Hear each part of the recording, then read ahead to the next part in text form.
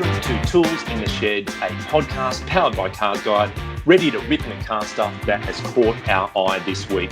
I'm James, and with me is Tom. Yo.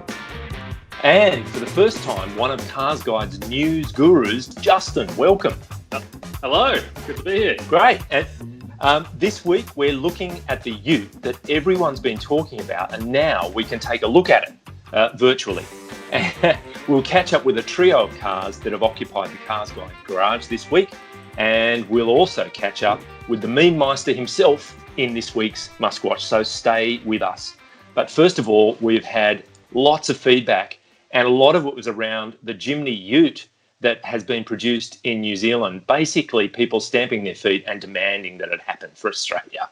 Wax333, who is more or less our Kiwi correspondent, He is a proud Kiwi man, and he has said the Jimny ute was made by West City Auto Group in Auckland, New Zealand. It's listed for sale for $38,000.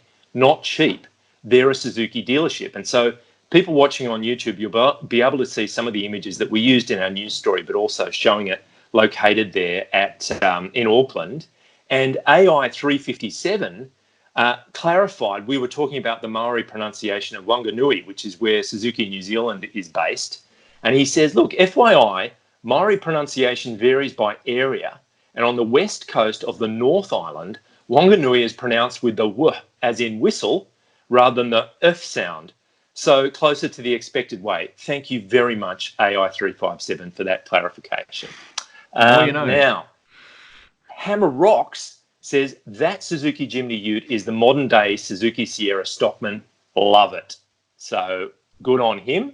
And Dad by 4 says we want the soft box. We want the soft back. No, we want the soft top back too. Sorry about that. Now, Andrew Gordon chimed in saying Australia wants this. So he is speaking on behalf of the entire nation, saying that we all want that car. David Burt says, come on, that Jimny ute from New Zealand should be the Mighty Bro. It's choice, because I said it should be called the Mighty Boy. And he has said it's the Mighty Bro. And I said, look, you get all the stars cards, because that is genius. I think it should be called the Mighty Bro. Now, Harry Cheng said Suzuki Jimnys are still bloody expensive. $8,000 for an almost 20-year-old model, but the reliability comes with a high price, I guess.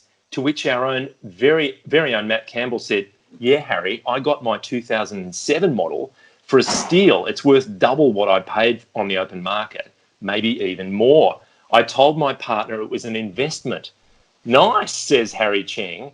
Mind telling me how much it was? So we're going to actually try and get Matt Campbell on the line. Yeah.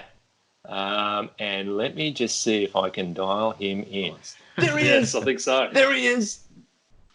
Hello. Matt. Hello, Matt. Hello. There he is. Thank you for joining us. Now, the burning question, when Harry Cheng asked us how much you had paid for your 2007 Jimny, the silence was deafening. Is this something you're wanting to keep under your cap? Can you share with us? Yeah, it was intentionally quiet. I didn't want to give anything away, but let's just say that it was a 4-digit number that started with a 4. So, yeah, I got away with a bargain.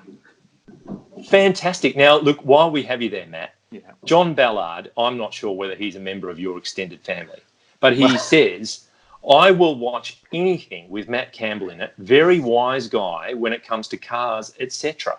And that's John in New Zealand. Now, what's your feedback? I know you went back to him in the comments on YouTube. Yeah, so I was very curious as to what cars, etc. meant, because my knowledge is very limited to cars. So I appreciate his vote of confidence. But yeah, I mean, I'm happy to hear that people around the world are watching what we're doing and giving us this feedback. It's great to hear. Matt Campbell, New Zealand fan club. Yeah. Maybe it exists. You have to send them some merch. Okay. But Matt Campbell merch, not necessarily CarsGuide. Thank you, Matt. We'll see you again soon. See you guys. Okay. Now, just to continue on with the feedback, Ian Thomas says, great show, boys. Just one question. How long the social distancing? 1, 2, 3, or even 6 months? who knows? We're all in the same basket there, Ian. It's very hard to say, isn't it? But we're happy to be continuing on with the podcast, that's for sure. He did say James needs to adjust his camera higher. We seem to be looking up your nostrils. So thank you, Ian. I've changed that. And I also did, trim and just make sure I was properly groomed just in case the angle was incorrect. Look forward to the next fans of that. There could be. And he says he looks forward to the next tool. So here we are. Thank you for that. Teo Ryu, and I think I did a bit of research here. Ryu is a Street Fighter character. So either this person has been named after a Street Fighter character, or the Street Fighter character was named after them, or I've just got it completely wrong. Anyway, he has said, would love to hear your guys' thoughts on the all-new 2020 Elantra. Wonder what you guys think of the design and the fully refreshed Genesis G80, which, of course, is launching at the end of this month. We would have been going to experience that car. And in fact, Teo Ryu says it's a bit of a shame that we won't be going to Korea. And of course, he's right. Now, Justin, I know you wrote a news bit on the i30 sedan. But before we get to that, Resonance did respond to Teo and said he thought it was generic and lame, which is putting it out there. He thinks that's where the i30 sedan is. For my two bobs, I think it's amazing. It's such a complicated design. What are your thoughts, Justin?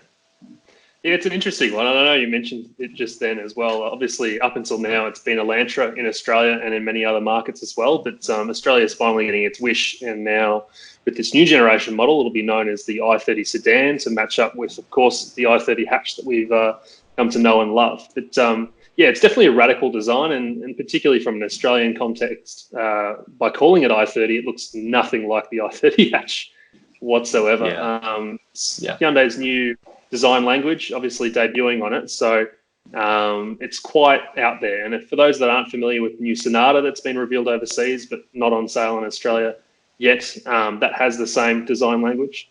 But yeah, it's definitely quite edgy, parametric design, I think is what they call it. But it's a lot of lines meeting in a lot of places, and it's definitely polarizing in one word, that's for sure. Parametric dynamics and sensuous sportiness.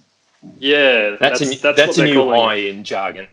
Yeah, exactly. That's right. That's the new terms for the design language. And look, it's certainly distinctive. That's for sure. I like the rear end of the car. I don't think that looks too bad. The front with the latest interpretation of Hyundai's signature cascading grille is it's mouthy, it's wide.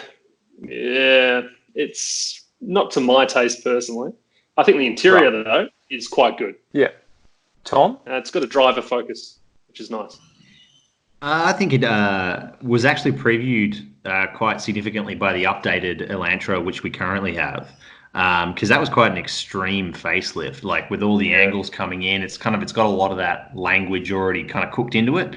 I thought I was actually quite a fan of it after spending a week with it. When we all first saw the pictures, we were like, "Whoa, what's going on there?" But I think once you see it in your driveway after a couple of days, it's sort of like, okay, it's it's cool, it's different, it's very angular, it stands out on the road. Yes. And, I think Hyundai's doing a lot of good things at the moment. So it'll be nice to see what it's like on the inside and what it actually feels like, because the current car does feel like like what it is, a facelifted version of the last one. So, the one thing I would say is that very complicated treatment down the sides of the car, that's fairly expensive from a panel pressing point of view. So to design that into the car, it's a big statement, I think, from Hyundai to invest in it, because typically that kind of more complex stuff is for premium models. You think about Lexus and what have you, they've gone very angular. To get your shut lines right when you're making that many intersecting angles is tricky and takes a lot more investment.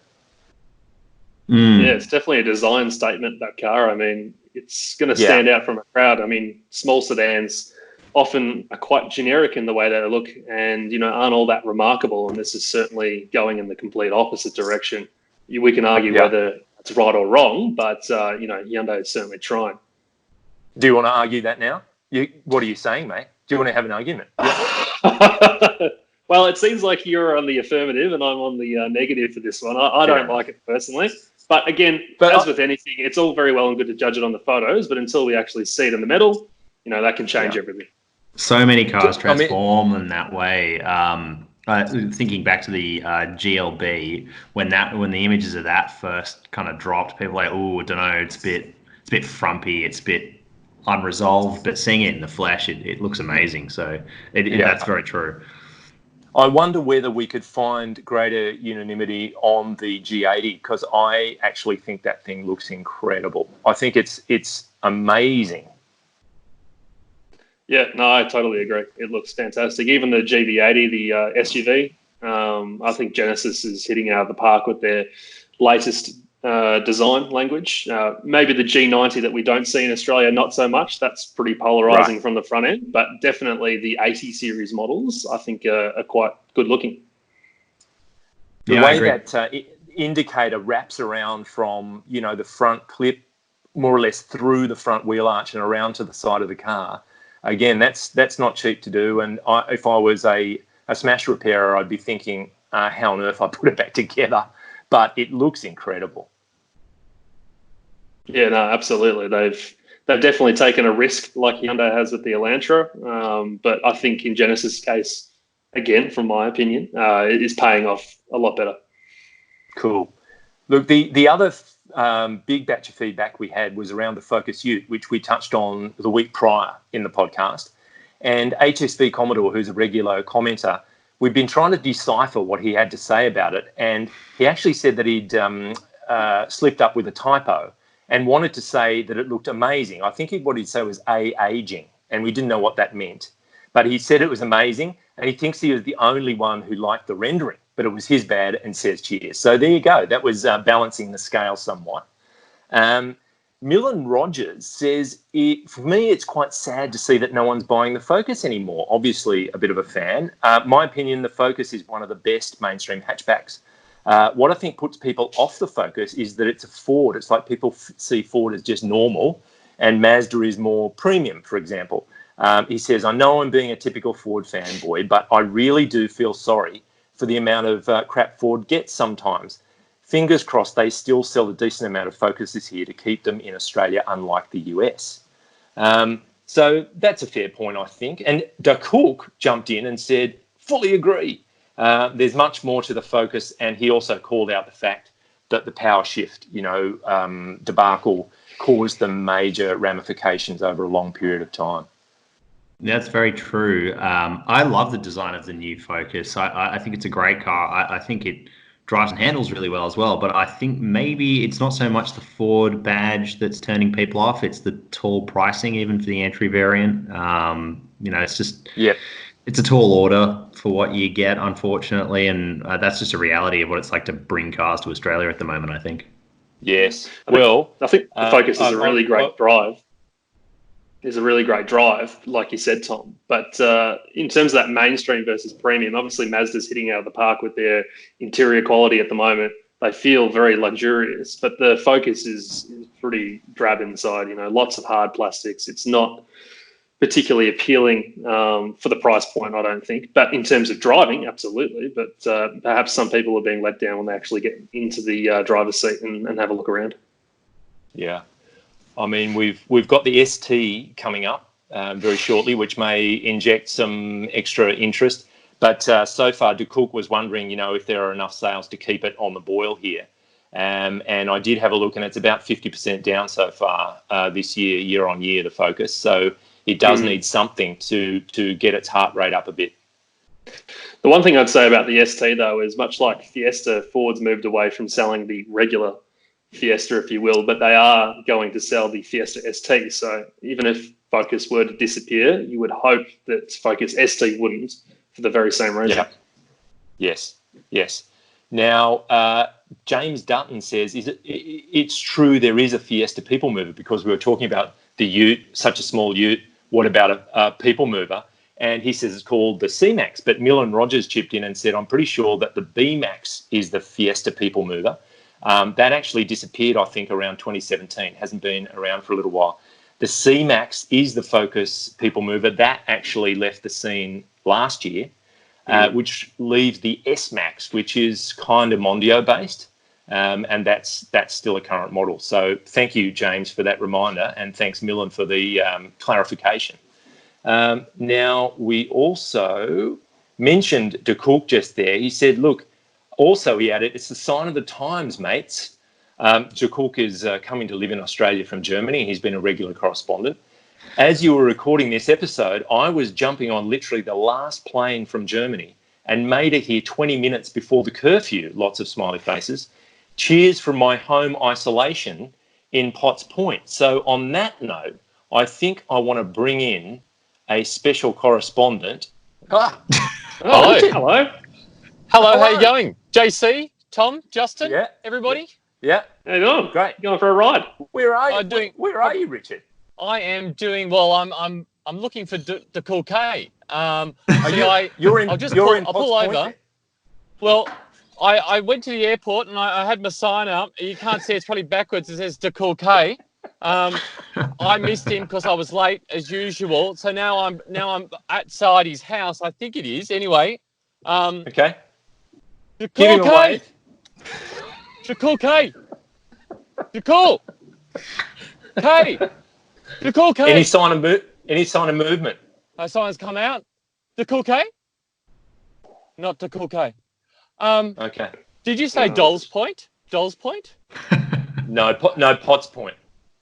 Oh, I'm at Doll's Point. All right. Maybe next week. You are trolling and harassing someone altogether different. Totally. All right. Well, maybe next week I'll give it a go. I've got his sleeping bag ready to go.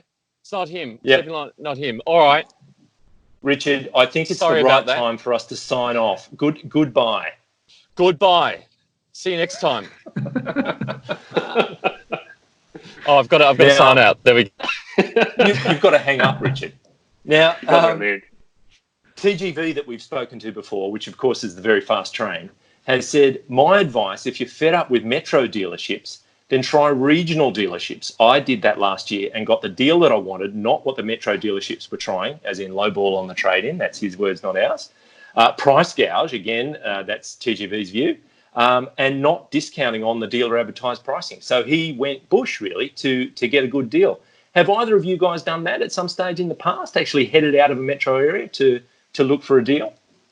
No, not personally, but I can absolutely understand why he gave it a crack. Obviously, a lot of dealers are concentrated in metro areas, so venturing out regional and trying your luck is well worth it, I would say. Yeah. Actually, a friend of mine, he was looking for something quite specific, but the more affordable ones he found in Canberra, not in Sydney. So we drove to Canberra to get one. But that's closest. Right, it must just be masses of diplomats leaving the country at any particular time, yeah? Yeah. All right. Well, now, Bartonez123 says, I wonder if we go into recession, which sadly is looking like it probably will happen, would car buying preferences change? For years we've been moving towards mid-size SUVs, and he says that's very much the trend. Of course, he's right. But if a recession impacts people's ability to buy, even when we come out the other side of this pandemic, could small cars, once again be in favour? And the big car brands are wrong-footed because they've been moving so heavily down the mid-size SUV path, which is a fair point. I suppose it might be a bit like any other time of difficulty. People will buy what's available, and the people making the cars will price them accordingly. There could be a bit of adjustment after this. Yeah, potentially. I think the thing to keep in mind, though, is particularly from an Australian context, there are less options out there when it comes to small cars, be they light hatches, micro hatches, small hatches, sedans, what have you. Those OEMs have been pulling them out of the market because they haven't been selling recently, replacing them more or less with SUVs. So, if people did go back to the cheap and cheerful car, if you will, they'll probably find there aren't that many options out there. So maybe that'll drive up sales for particular brands that have hung in there, and then it will hurt the ones that have pulled out. But it's an interesting point. It is an interesting point, and I'm actually writing an update to an advice article we have on the site. Best brand new cars you can buy for under 20k, and we had a few rules that we apply to that article. Things like the car has to be an auto because the grand majority of the population now doesn't want a manual. There are literally 5 automakers left selling automatic brand new cars under $20,000, and three of the cars on the list are Suzukis. So, your options are extremely limited. Honda's just made the decision they have to pull the Jazz from the market after deciding they couldn't build it in their Thai plant and bring it here for us. But it is a really interesting question.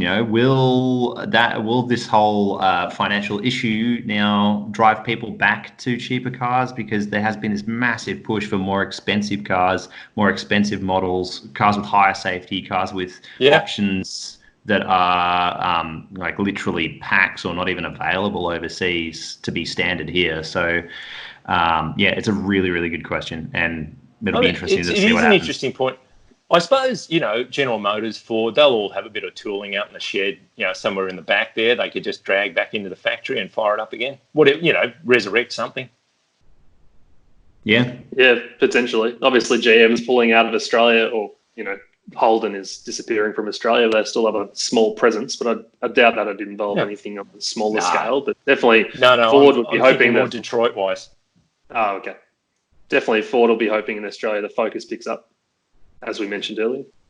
I think there's a degree of not being able to turn back, because now, like, all these big, grand strategic decisions have been made to pull these cars from our market, which affects everything. It affects the factories they come out of, and it's also ANCAP now having such a high standard for safety means that your base car is so expensive because it needs to have A, B. It needs to, classify for that 5-star rating. So I think there's a degree of not actually being able to go back to the way it was before, whether people want that or not. Yep. Got you. Very good point. And look, let's finish the feedback section on a ridiculously positive note. We have a new friend in Russia. So Dmitry Drovokol says, "Good job, guys. It's about time we got a legit Aussie car podcast. Keep it up." Nice. That's good feedback from Russia. Who would have thought? Very, very good feedback. So, cool. So let's pick up our main topic of conversation for today, which is the fact that we've been able to visualise, albeit virtually, the Kia Ute that everybody's been talking about. And I know Kia is just kind of pacing the room backwards and forwards until it arrives. But the rendering that we have got our hands on looks pretty good. Yeah, it's definitely a looker, and something that a lot of people evidently are looking forward to. It's definitely been one of those cars that people are showing a lot of interest in. And, although it's just a render, someone's interpretation of what it could look like, it could be a pretty good looking thing. I think in terms of overall proportions, I did a bit of digging on the render comes courtesy of KKS Studio, and they call it naked spy shots. So what they try and do is virtually peel back the camouflage that's always on these pre-production prototype cars, look at the hard points that you can actually identify from the outside of the car, and then apply whatever little clues that they can see through the camo and extrapolate that out to be, well, this is what it may look like. And according to Andrew Chesterton, who wrote that story, there are big chunks of Chevrolet Silverado in there. So they've taken a bit of a leap and made it very much a US-focused kind of thing. But I think the overall result, we could do a lot worse than what's shown there. Absolutely. And Chesto's absolutely on the money. That's exactly what I was going to say. Looking at it, there is quite a bit of Silverado, particularly about that front end and even the side as well. But, if it looks like that, it's going to certainly have quite a bit of presence on the road. But as always, just a render. So we'll have to see what the real deal holds. I think we can all agree that it's going to look pretty impressive. Like Kia's design language, every new car that comes out at the moment is an impressive looking vehicle, and the same goes for Hyundai. So when their equivalent, which will no doubt be on the same platform, appears, that'll look amazing as well. We've had a crack at rendering up versions with grills from other Hyundai cars, and the result's pretty cool. People love it. Yeah, and I think we're at a point where, and we've touched on this previously, that both Hyundai and Kia brands are well able, from a credibility point of view, make a truck. The question mark, I suppose, still lingers over some new brands coming in from China because no one really knows much about them. Whereas Kia and Hyundai have been able to establish themselves in the mainstream, solid reputation for durability now. So stepping into that commercial vehicle ute world is a completely logical next step. I think it's as soon as 2022 we could have the Kia. So you'd presume the Hyundai's on the same kind of schedule. Yeah, I think they're both around the 22, 23 mark. So it's still, potentially 2 years away. But, I suspect we'll have a drip feed of information coming through to keep us excited until they finally go on sale here. And Tom, I couldn't agree more in terms of the way Kias are looking. When you look at that Telluride, the large SUV, really, if you just got the gas axe or the hacksaw and cut the front off that and then applied it to whatever kind of ute body you want to have, that would work beautifully. It's a great looking design. It just draws your eye. It's quite something. Absolutely. I'd love to have that car in Australia. I'd love to have a go of it. I think it's an amazing looking thing, and it's so big, it's kind of got that X7 style grandeur about it. It's this massive, imposing thing that it looks amazing as well. So very keen to see what they come up with. And already, Kia Australia is on the record as saying that it's not just going to be one version. They want to have dual cab ute, there'd be single cab, that would be 4x4, 4x2, the whole thing they want. And they've also confirmed that it's well down the track. So, lots of anticipation. Yeah, there's definitely some ute models out there that are strictly available as dual cabs. So to see Kia wanting to go down the path of a Toyota as an example, or a Ford with Hilux and Ranger, and have that full breadth of offering is really encouraging. And also means the price point will be, knowing Kia, pretty affordable. You get your 7-year warranty as well, we assume. So it's going to be a pretty compelling offer. And Damien Meredith, who's the MD of Kia in Australia, has also said that the request, whether or not that ultimately happens, is for petrol and diesel powertrain as well. So, you're right to identify Hilux, because then you're talking about a really complex kind of model range, and they'd be in boots and all. Yeah, absolutely. I mean, they'll have dozens of variants potentially if they've got petrol, diesel, automatic, manual, single cab, dual cab, space cab. Cab chassis pickup, the variants will be numerous at that point in time, which is great because buyers will then have options and be able to hopefully find the perfect ute for them. I do wonder what the point of bringing in petrol might be, just because demand for that seems to have dropped, and it doesn't seem to affect D-Max very much, just offering that single diesel drivetrain across its entire workhorse range as well as the high spec. So I don't know. I guess maybe it's affordable for them. Yeah, perhaps what they're going for is fleets, particularly councils, as an example. Workers who would be using these cars not for long distances, but short distances, obviously, where petrol is going to be a better option for them, potentially, in terms of cost. So not only in purchase price, but obviously the Bowser as well. So I think if that's what they're truly going for, absolutely everyone from A to Z, then that's probably why they'd be considering petrol. True, and I suppose it's hard to say what stage we're at in terms of, okay, we want to see options for petrol and diesel, the Hyundai Group having such an enormous choice in that department. Whether or not they ultimately do flick the switch on petrol engines, time will tell, I suppose. Well, they've got so much in their catalogue in terms of petrol and diesel engines that would work in that ute format. So it's not as if we assume that they would have to go in on R&D from day dot on something like this. They could easily design it around said engine. So it's all possible. Yep.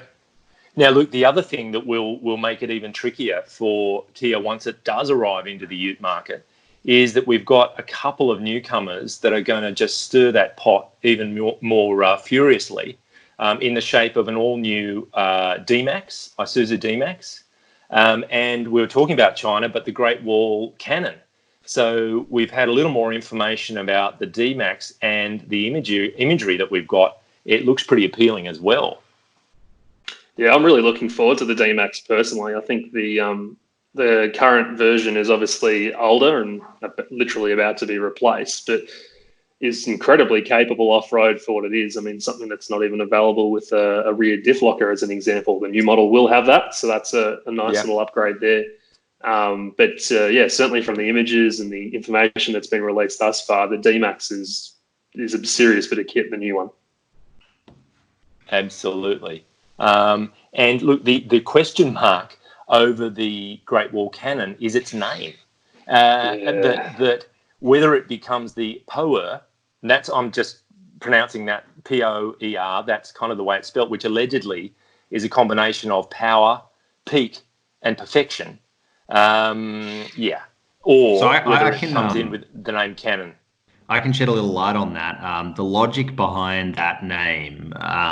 So we did some research into this because it has actually been released in China, and I looked into some documents about that car from the Chinese market, and the truck has its series name is P71. And so they say that the P stands for those same things. So I think they're kind of grabbing for some way to include that logic in its name for overseas markets. But I think Canon would do better here. I mean, we had this conversation in the office last week. We were all saying, but it's a bit weird. I think Canon would do much better. Sounds cool. I think that'll look cool on a badge on the back of a truck. Absolutely. Canon's a really strong name, whereas POER doesn't, even though it's alluding to power, apparently. Well, you put the W in there if that's what you want. But Canon's just a really strong name. I think POER, as well as saying power, peak, and perfection, also says don't buy me. Yeah. But the thing that's worth mentioning is that Great Wall Cannon is 5.4 meters long. Like that's a big truck. By the time you're up at getting towards 5.5 meters, that's a very large vehicle. The D-Max, by the way, is a bit under 5.3, so it's no shrinking violet either, but it's not quite up in that mega size range. Yeah, it's somewhere between a dual cab, as we understand it, and something like an F-150, isn't it? It's pretty. It'll be pretty imposing on the road.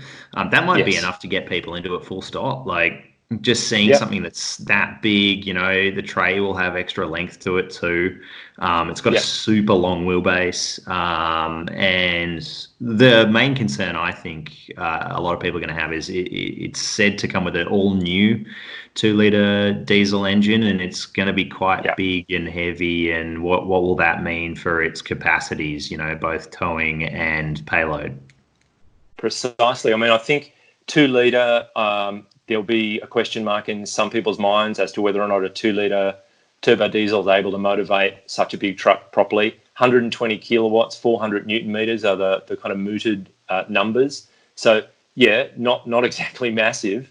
Then you've got the D-Max, which will have a 3-liter carrying over, as we understand it, from the existing car, and it's already got a terrific reputation.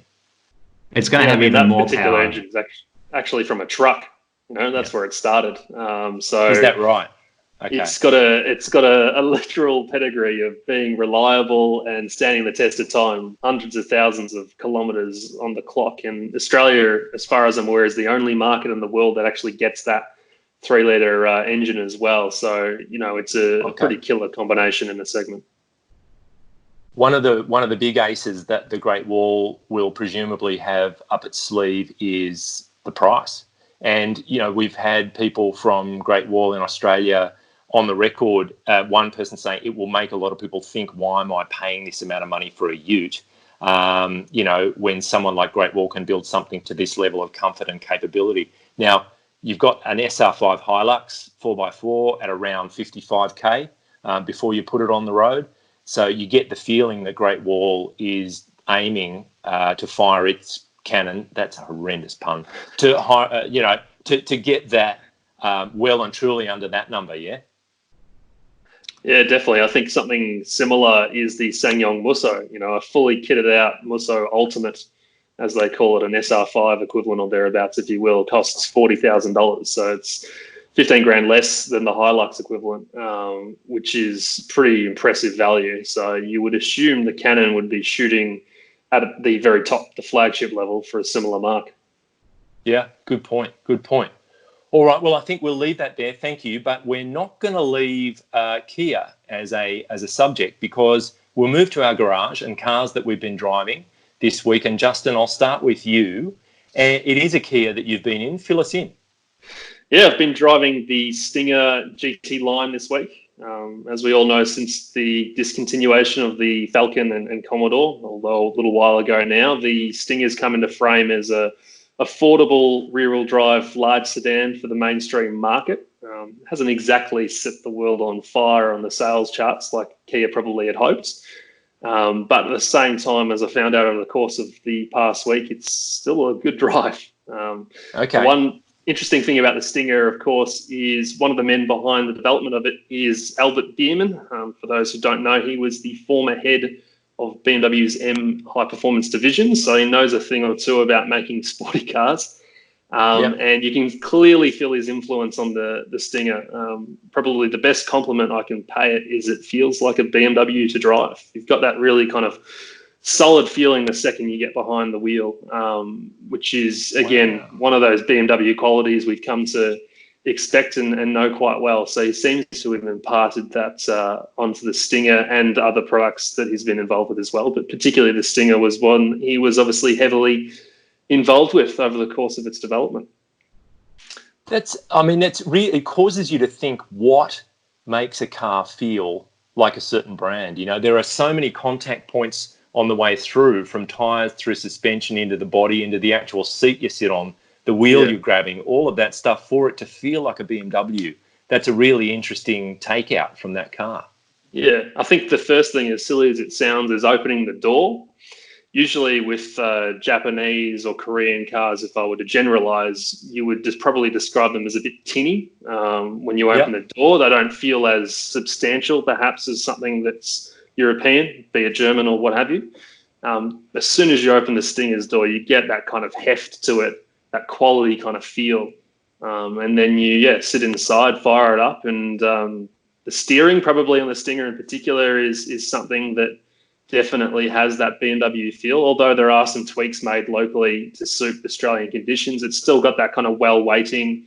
If you flick it to the sport drive mode, it becomes too heavy, just like it does in a BMW. So the similarities are definitely there in a number of facets with the Stinger. And GT line is twin turbo V6? No, actually, so we got the GT, which is the twin turbo V6, which is obviously the one that I believe is accounted for about 70%, if not higher, of sales since the Stinger came along. The GT line is the four-cylinder, single turbo, 2-litre. Okay. So it was actually kind of interesting. Having driven the V6 a couple of years back and knowing what that's like, I was very intrigued to see how the four-cylinder stacked up. The V6 is probably best described as being a little loose in terms of how it performs. There's a lot of power to deal with, and for whatever reason, it's just a car that likes to shake its rear end if you give it too much around the corner. So I was interested to see how the four-cylinder was. Obviously, different engine, lighter over the front axle as well, to kind of see how that changed. And probably the big takeaway from driving the four-cylinder is the way it stays planted versus the V6. It's definitely a bit more composed, which some people is a good thing. It's definitely more composed. But even on the performance front, though, even though it gives up about 80 kilowatts of power and 150 odd newton meters of torque, the performance is still really good. You put your boot in, particularly in the sport mode, and it goes. It really does go. 0 to 100, 6 seconds, which is hot hatch like, thereabouts. So, it's not particularly sluggish.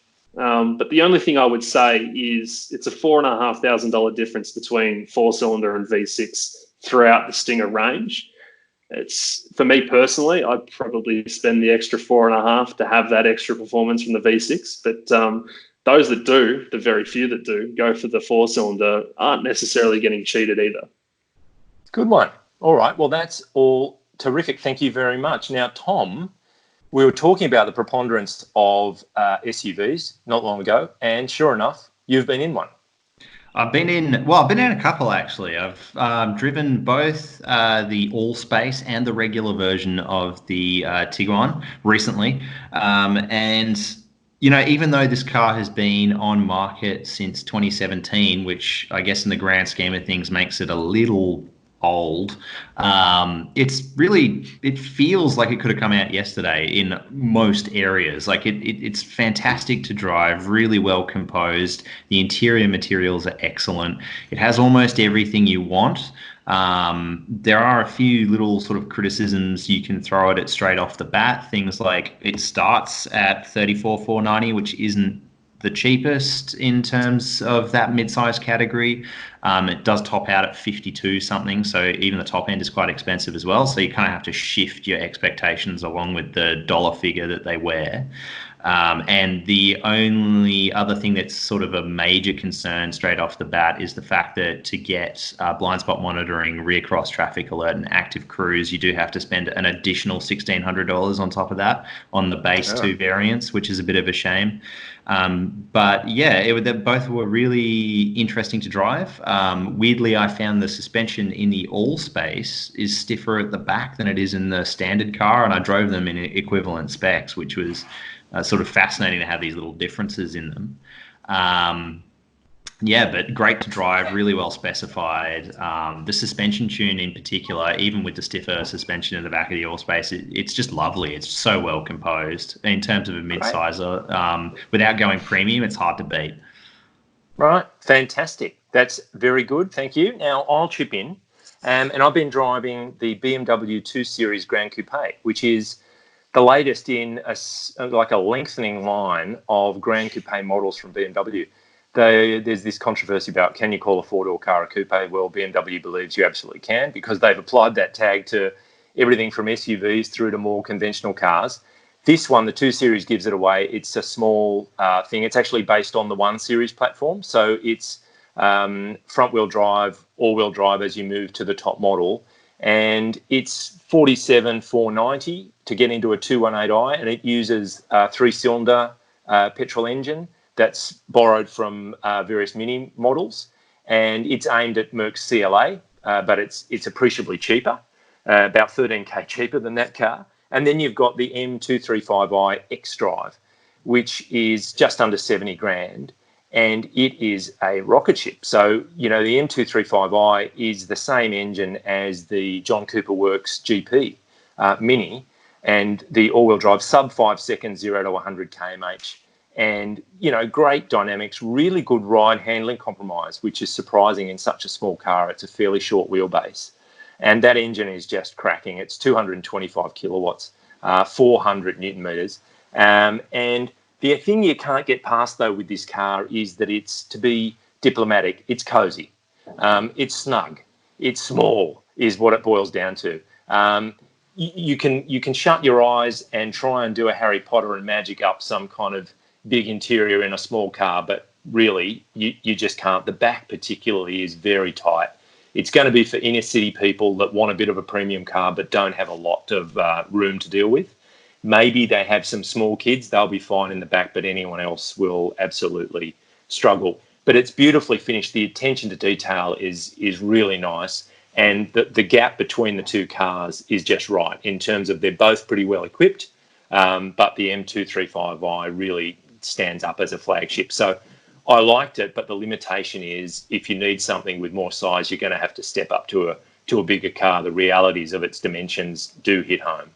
I've got to say, what's interesting is a lot of those small capacity sort of semi-performance engines that are coming out of Europe at the moment are all so good. Like, you don't need 2.5 liters of capacity. You don't need a straight or V6 anymore to really get a kick in the guts. You know, like these cars are quick, they're efficient, they're clean. You know, they're pretty amazing in terms of technology. Now, look, talking about a kick in the guts, it's time for MuskWatch.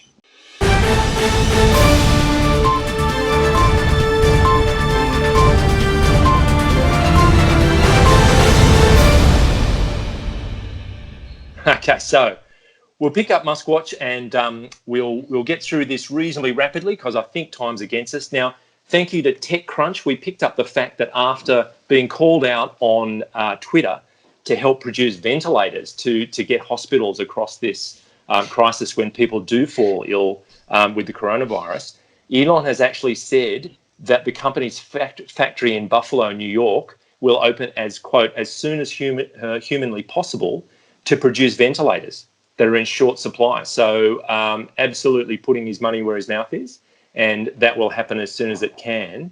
And then overnight, March 26th, he actually added, making good progress. We'll do whatever is needed to help in these difficult times. So he's not alone. Ford and GM and various other auto manufacturers are working with healthcare specialists to produce this stuff. So I reckon that's absolutely fantastic. Well, at least he's helping, unlike Jeff Bezos, who's asking the public for money to help his Amazon fund. Oh, good. Yeah, he's basically crowdfunding this sick leave for all of his delivery drivers, because apparently his $113 billion doesn't cover it, plus obviously all the cash that Amazon, the company, is sitting on.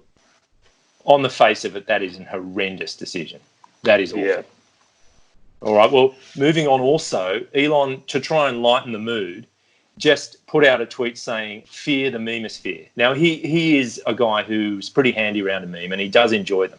And that predictably brought on a tsunami of memes, many of which I thought were very good. And people watching on YouTube will be able to see on the screen, it's either IV or 4 in Roman numerals, says, quote, she wanted earrings made of the most precious commodity known to man. And what had actually been made was these little gold earrings with tiny toilet paper rolls made out of pearls, which are fantastic. Pranay Patel said, Quentin Quarantino. And then someone followed up with Alex and Cigarette said, Elon Musk. So you have hilarious memes of both of those. Hubble Antares says, exactly, Norton antivirus. So he's got an antivirus CD over the nose and mouth to protect him from this virus, which I thought was rather good too. And Ultramoto came out of the clouds with, memes are the shit. Also, look at these brakes. And just put up a shot of these brakes. I think it's off a racing car, and they are monster carbon rotors. So I thought that was pretty random and quite funny. So people on YouTube will be able to see those. At the same time, on a slightly more serious note, Starlink continues to push out the satellites to bring the internet to the world. And there was some vision this week of a successful deployment of another 60 Starlink satellites. And a guy called Christian Perrier, obviously heir to the water fortune, although I made that up, he actually says he's an astrophysics science type person, said a great success for the space industry, but a disaster for humankind. Look what you do for research of near-Earth asteroids and what have you. And this is to say that the reflection from these satellites is allegedly upsetting visible optical astronomy. And Rasheen Amara said, are people still passing around that terrible Photoshop saying those are the satellites? Because Christian had put up a photograph of the sky being ruined by these satellites passing across it. Newsflash, do you realise how many satellites are put into orbit just for all the various companies? And there are abandoned satellites up there. Anyway, Christian said, unfortunately, this is real. I wish it was not. Here's another example. And then the whole thing just went on and on and on about whether the satellites were actually, the images were real. These satellites in the early stage of separation, give them a few weeks and you'll have a clear sky. So it's up in the air as to what's actually real. But anyway, there you go. And we'll finish with the Tesla share price, which has bounced back in a reasonably big way. Tesla is now $528, bit over, and it was $427 last week. So CoinSpeaker, which is an investment-focused website in the States, says that Tesla's stocks rebound makes us believe that Tesla shares are now a good investment. So they've fallen off a high that was around $1,000 a share, then back to well under 500, now over 500. So against a trend, Tesla has started to make a comeback. I think it'd be interesting to see if that can last when people start to not be able to afford Teslas anymore. Yeah, maybe. That's true. Well, look, on that happy note, I think we've reached the finish line. Thank you, Justin. Thank you for having me for my first time. It's great. And thank you, Tom. Thank you. And thanks to our production evangelist in chief, Mr. Pritchard, for his nimble fingerwork on the dials and sliders. Today, he's donned the third eye sunglasses, a muscle skin suit, which is not what you think it is, and grass flip-flops, which are exactly what you think they are. All I got to say is how predictably unpredictable. Please pass on the word about the podcast and let us know your thoughts by searching for CarsGuide on Facebook and Instagram, using the hashtag CGPodcast, or email us at comments@carsguide.com.au. If you're an iTunes listener, please rate and review us. And remember, you can watch us on YouTube. But before we go, what do you call a Ford towing another Ford? A Ford Fiesta. Oh, jeez. Been working on that one for a while, eh? I thought it was some of my best work. That's pretty good.